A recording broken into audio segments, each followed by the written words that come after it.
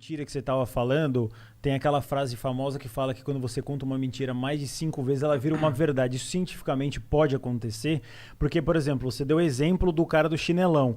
Então eu já falei, bandido, viu o chinelão, bandido.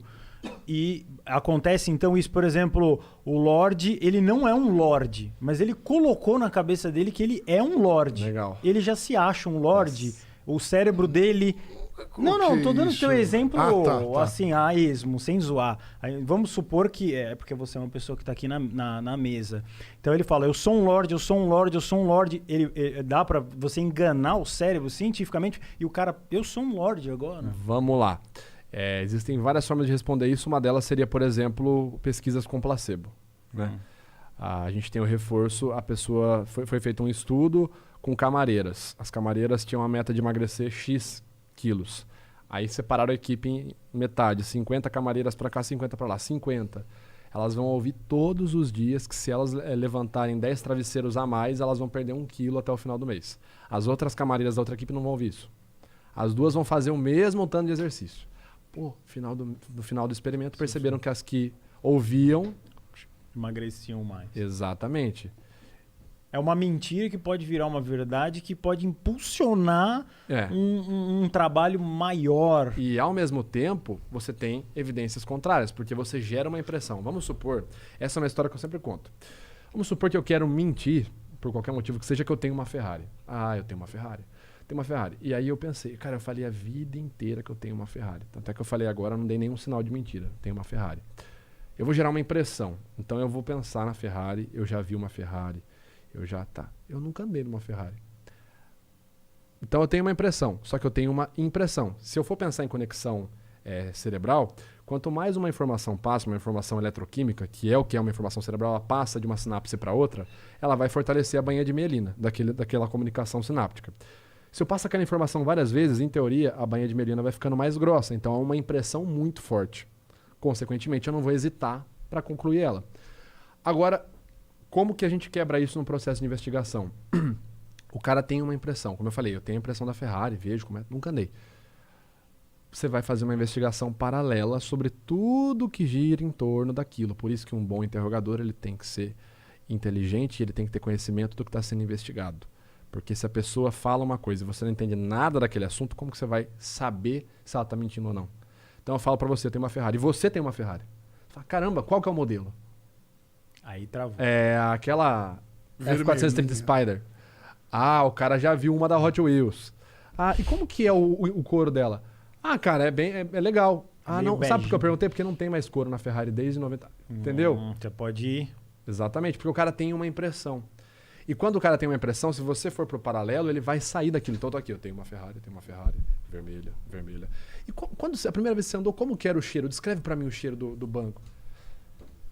Que eu já mudei. O banco... Já mudei, cara. Eu tava aqui firme. A hora que você foi pra uma paralela, uma ramificação que eu não tenho, porque eu não gerei essa impressão, eu me entrego. Mas não é muito fácil o cara errar, que nem no caso desse negócio do banco da Ferrari. Às vezes, se o cara fizer uma afirmação... mas do sofá. O cara cometeu um crime num sofá. E não é o cara... O cara cometeu mesmo. Ele não cometeu. O crime foi cometido no sofá. E aí o cara fala, mas e aquele sofá de couro? Ele grudou, não sei o quê. Aí o cara talvez não lembre que aquilo era um sofá de pano.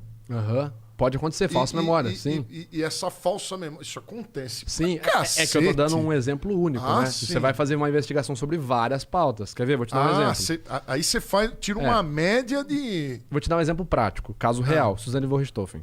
Caso da Suzane von Richthofen, acusada como mandante do crime que acabou na morte dos próprios pais. Os irmãos Cravinho, que era um era o namorado dela e o outro era o cunhado dela, que foi quem efetivamente, pelo que foi concluído lá, que matou os pais, né? No primeiro interrogatório, o que a polícia achou de material, de prova?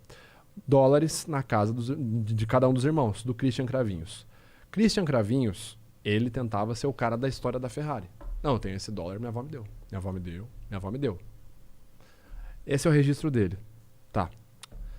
Então a gente vai conversar com a testemunha A, que é o pai dele, com a testemunha B, que é a mãe dele, com a testemunha C, que é a avó dele.